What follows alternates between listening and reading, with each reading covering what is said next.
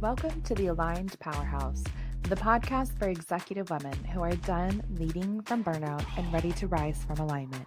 I'm your host, Dr. Brittany McGeehan, licensed psychologist, high performance and mindset coach, and guide for high achieving women who are ready to lead, live, and love without abandoning themselves.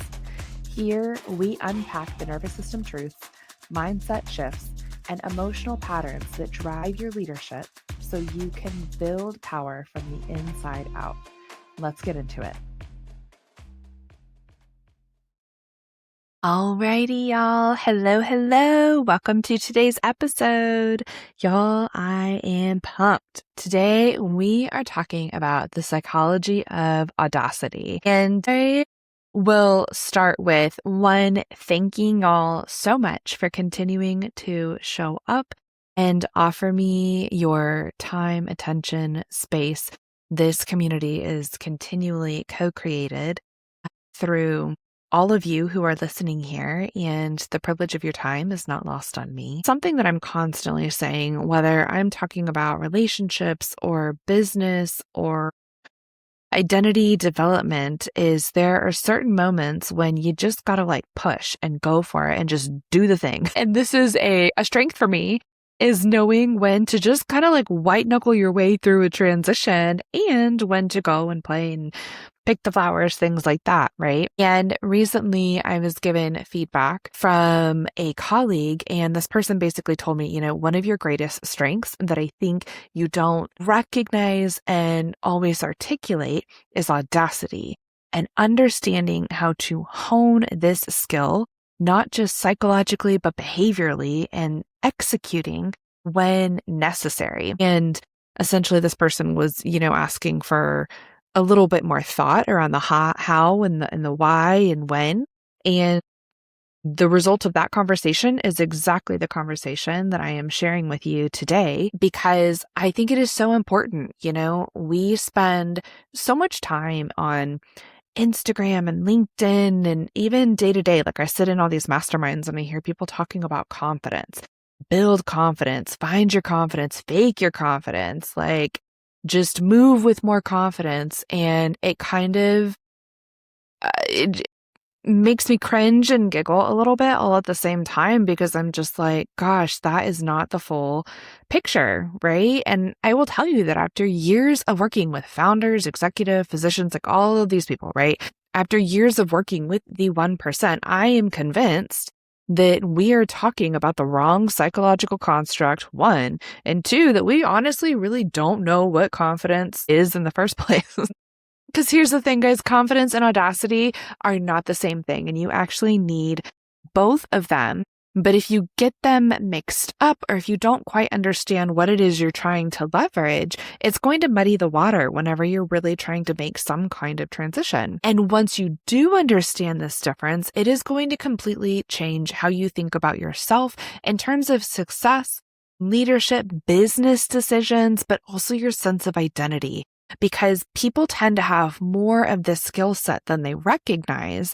The issue is they don't know that that is what they're doing, and therefore they cannot execute it with the precision they're looking for, right? And again, being someone who works with the 1%, literally Monday to Thursday, what I can tell you for absolute certain, so feel free, put this in your journal, the people in the 1% do not have more confidence, / that is not what got them where they are. They simply have a vastly different relationship with uncertainty.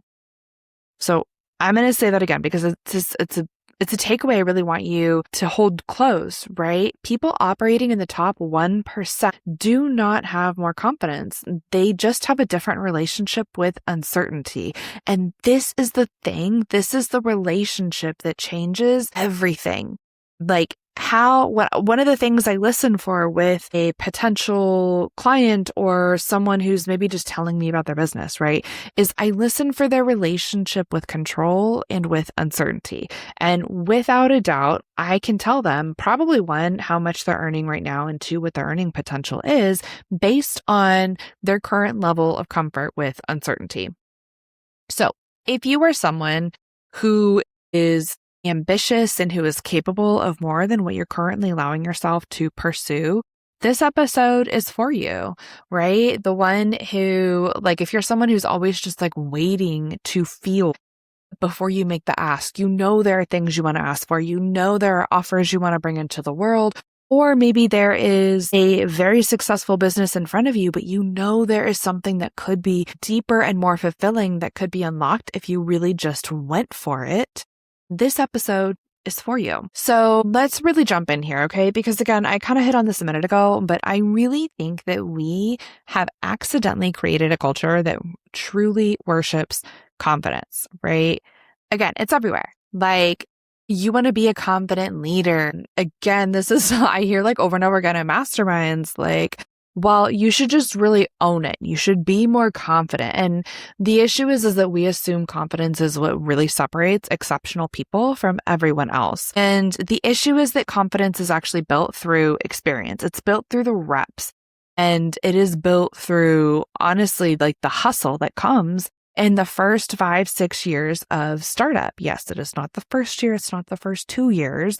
As someone who's been doing this for over a decade, like I can tell you, you're still getting your very first reps in the very first 5 years of a business. And no one likes to hear that, but it is true.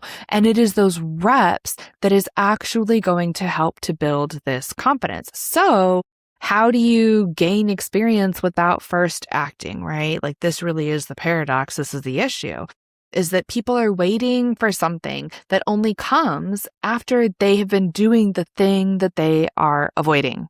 I'm going to say that again, because like, this is really important, right? If you are waiting for something, aka confidence, that comes only after you've done the thing that you are avoiding, you are never going to build confidence. Okay, if you say, hey, I'm going to be so confident after I raise my rates, after I book my first 2 clients, well, this is a really big issue, because in order to build confidence around this thing, you need to go get the clients. You need to go raise the rates. Okay. I'm going to tell you a story about watching someone, aka me. I am not going to tell a story about someone else, who raised their hand when they were objectively not fully capable of doing the thing that I raised my hand for. Okay. So I keynoted my first event. And if that event, oh my gosh, if the person who booked me ever listens to this, they're going to like call me up and be like, are you kidding me? So this is like three-ish years ago, maybe 4, I don't know. And I am someone who, whether it is in my DNA, whether it is how I was raised, the environment I was raised in, it's probably all of the above. If I had to guess, I have a lot of audacity. And I also have the how hard could it be gene. So I have sent hundreds and hundreds of public speaking pitches out throughout my career. And this was my first opportunity to keynote an event. And I will tell you, I'm the kind of person who admin is forever an area of growth. And so I pitched for this event, and it was a fairly large event. And again, when I saw it come across my desk, I was like, this is great. I want to learn how to be a public speaker. I could do that. Like, how hard could it be? So I sent it. Well, y'all, I got this gig. Again, this was a few years ago. And had I ever done any public speaking? Well, the answer is actually yes. I have taught at university and like had many like smaller opportunities to stand up in front of people and to walk and have conversations, right? But had I ever actually keynoted anything for anything? No, I had not. No, I absolutely had not. I just saw it and was like, I'm a good fit. I could provide value to this audience. They should listen to me. It would be great. Here we go. And like 5 months later, they were like, hey, Dr. McGann, this would be great. We'd love to have you. I was like, amazing. Cannot wait. Guys, I had never stood in front of a crowd. Again, like best necessarily like best strategy here. I don't know. But I will tell you what is I got it done. Okay. I got it done. What did I do? One, I asked what I had said I was going to be talking about, because if you're in the speaking industry, you know, most people have a signature keynote. I not only did not have a signature keynote, I did not know what that was. I didn't have like this specific brand where I was hitting on pillars and like I didn't have a strategy. I literally said, I need to work on my public speaking. I need to build my brand. How I could do that? How hard could it be? This audience, their topics, like I'm a good fit. Let's do it. I raised my hand and I was chosen. And afterwards, it was not until I was extended the opportunity and was like, yeah, dope, let's do it, that then I was calling friends and was like, ooh. And then I hired a public speaking coach. And guess what?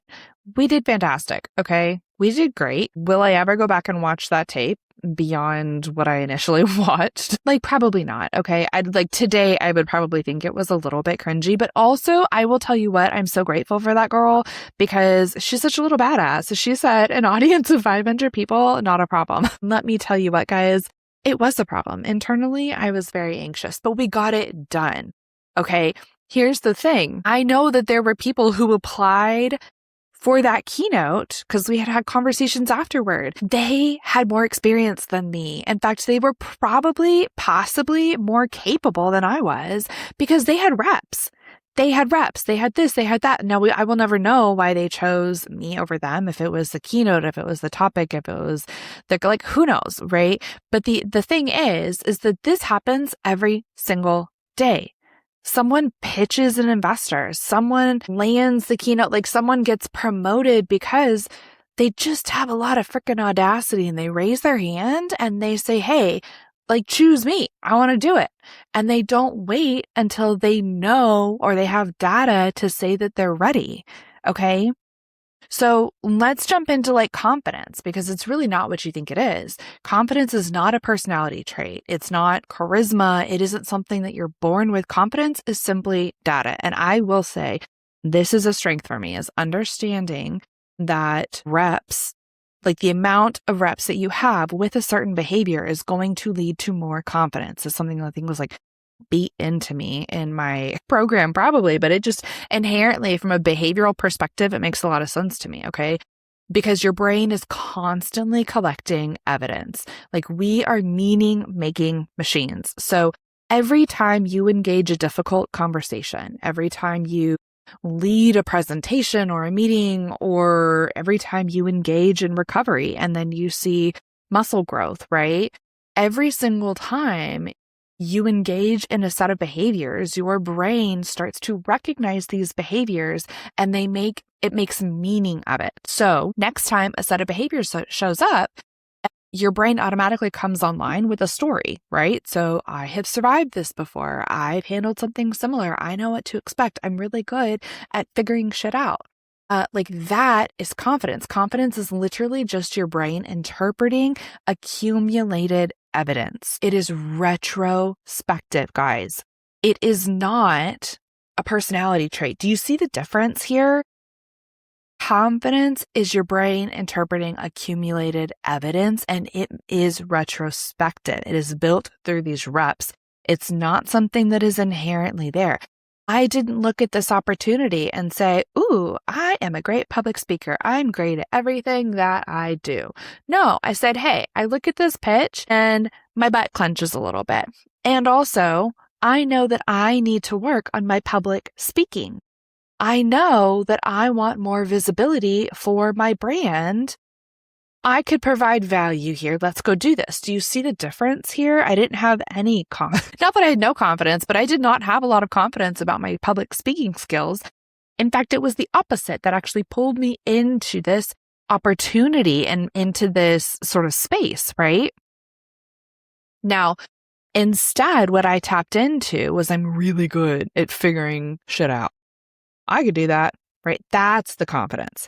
Confidence says, like, I've done this before. Okay. Now, here's the other end of this. And I want to show you this on a perhaps more relatable scenario, right? So another thing that, especially when I'm working with folks on their business right now, they will come in and they will say, well, I really want to be charging this, but, let's look at market value. Let's look at this. Let's look at that. Now, one, I'm a very big proponent that your rates should be based off of the value that you can provide And two, it should be based on what you need to have a livable wage to live the life that you want to be living. Like, what is your number is always what I ask people, because they will pull these numbers out of a hat and they're like, I want to charge $1,000. And I'm like, that's great. That's fantastic.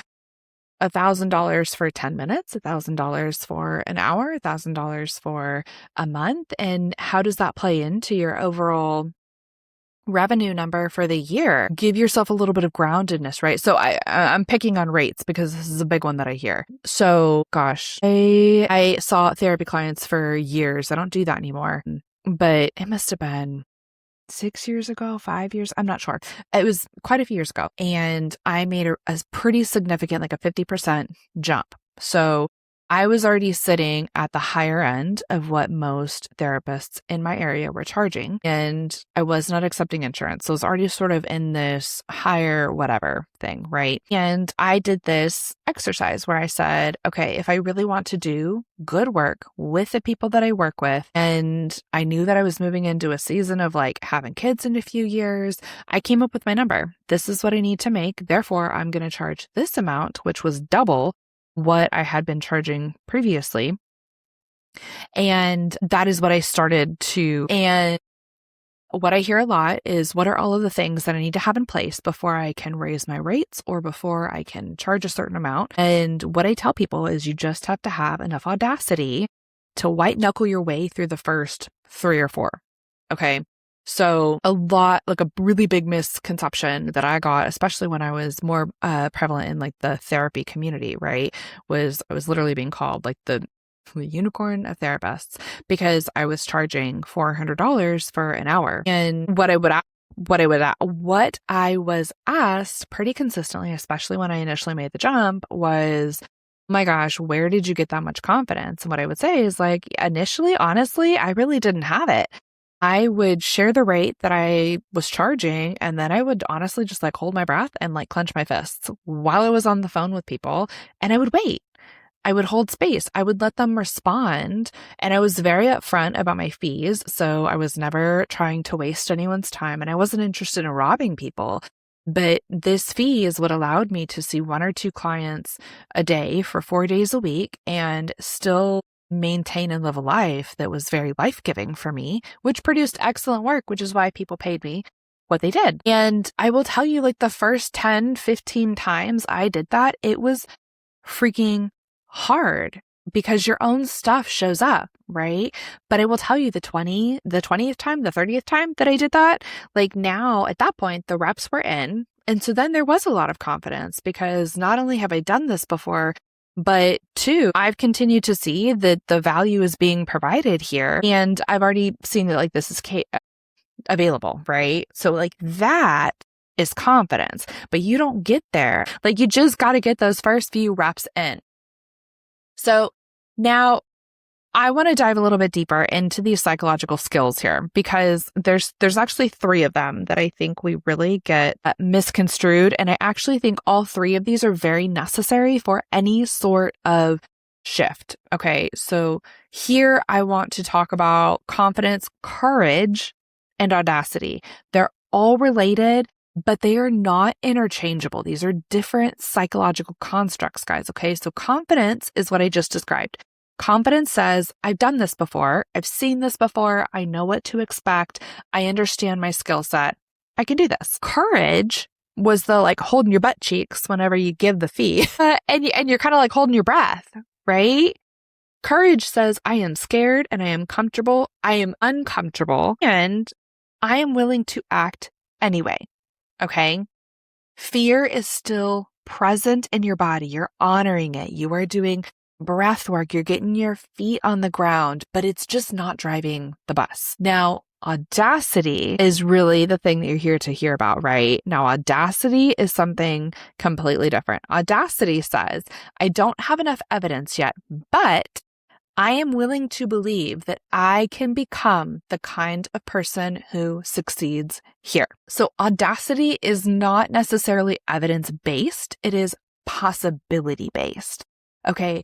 Audacity is like, the best way I can describe audacity is that it is like psychological permission to just like go after it, right? It is choosing to move with action before you're certain. And like, okay, so if you're writing this down, and this is what I had shared with my colleague, right? I was trying really hard to be less wordy, a little bit more direct. And this is really what I boiled it down to. So confidence is earned. Confidence is reps.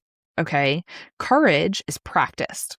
Courage, you feel it in your body and you're like, shit, here we go. All right. Confidence is practiced, but audacity is chosen.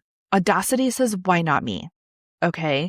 And audacity is the construct that for me, I see it being utilized in the one over and over and over again. Like this is the difference, right? I mean, you can be a high performer. You can be a phenomenal human being and have a lot of confidence and a lot of courage. And that is incredible.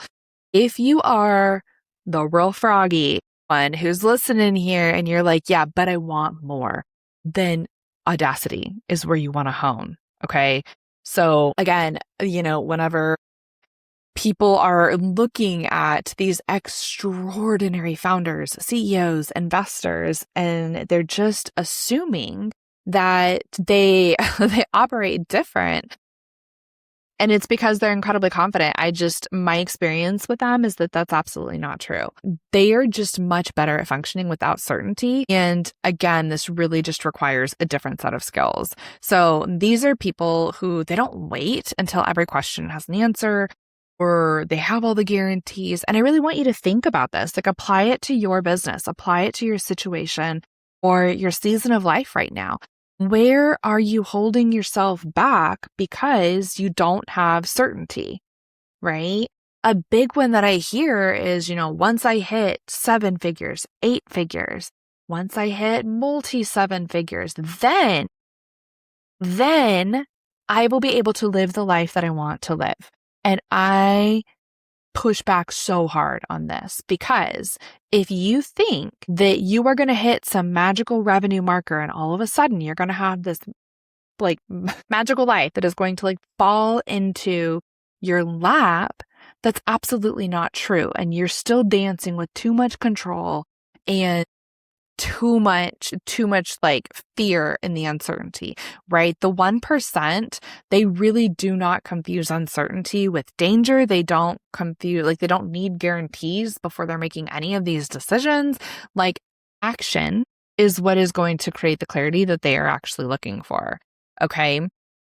So again, most people, chances are, if you're listening to this, like you're not lacking confidence. You're actually waiting for permission, whether this is permission to charge more, to raise your rates, or to lead a different way, to lead more embodied, or to apply for the offer that you're thinking about going for. Okay. I really want you to hear that like people who are operating in the top 1%, they stopped asking for permission years ago. Again, because Audacity is literally a psychological permission slip to like do whatever it is that you want to do. Instead, they have decided to become the standard instead, right? If I now set the bar, I can quite literally set that bar wherever it is that I want it to be. So if confidence is built through repetition, can audacity actually be developed? And my answer is absolutely. Okay. And you're not going to do this by changing your thoughts. This is something I have been not hammering. That sounds really aggressive, but like I have been telling people from day one, for as long as I have been doing this work, changing your thoughts is not going to change your behavior. It is the other way around. Changing your behavior, just freaking going for it and sending it. That is what is going to change your thoughts. You will believe that you are capable of bigger and better things when you start actually stepping into it. What does this look like? Let me tell you. Sit down, write it out, whatever it is.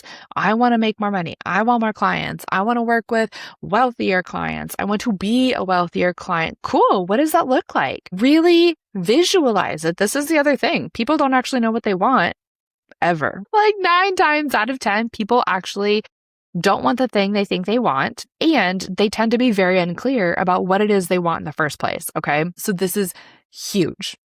So I will tell you here, right? Like step one is to stop asking, am I ready? Can I do this? And instead, I want you to ask, like, what evidence am I actually waiting for? Because again, most of the time, that evidence is not going to exist until after you actually take a behavioral step. Two is I want you to collect Audacity reps, okay? Reps. So not confidence reps, but I want you to make one uncomfortable ask. Start one conversation, expose yourself to an environment that just makes you want to crawl out of your skin. Apply for that opportunity and watch as your audacity grows every single time you initiate. It gets easier. Okay. And again, confidence is going to be built around that. Confidence is going to catch up later. You're going to leverage this psychological permission slip to literally recalibrate the amount of confidence that you have on whatever you're doing. Okay. Now, your third step here is to really redefine rejection.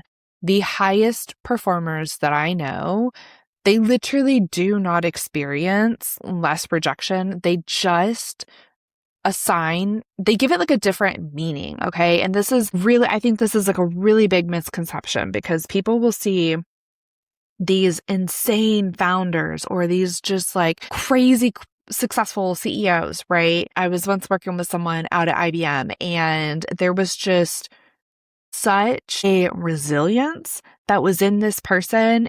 And one thing that we would talk about quite often was what it was like to be so high profile and also to be, as this person defined, like one of the most rejected people in the world.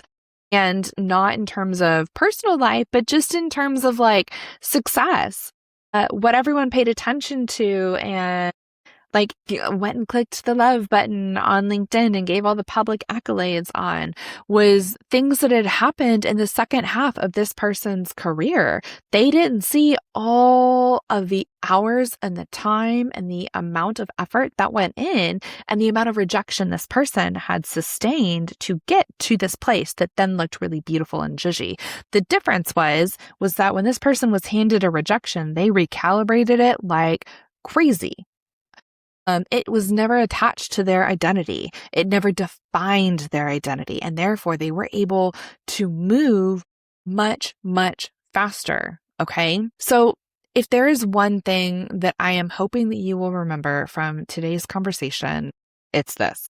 It is that I hope you stop waiting for confidence to give you permission for whatever it is that you are stepping into.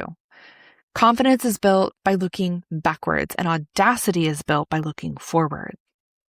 So if you are trying to say, I don't know exactly how this is going to unfold, but I am willing to become the person who figures it out, that is audacity. And again, this is the thing that I see really standing out in the one is that they have honed this skill and they leverage it like crazy, right? They really do not allow themselves to be boxed in. Like I've been thinking about workshop ideas recently. And literally, I think one of the things that I want to talk about is the literal science of building a limitless mindset, because this is what this community and population of people has really stepped into in a very excellent way.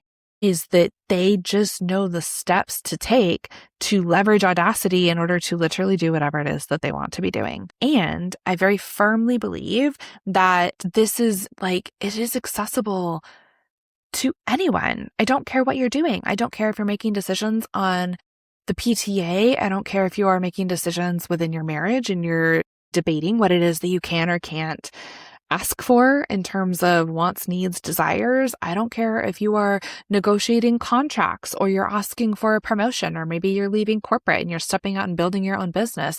This is a skill that will change the game for you. You just have to understand what it is you're doing, why it is you're doing it, and be willing to actually go and execute. Alrighty, y'all. I hope that today's episode was helpful, and I will see you on the next one.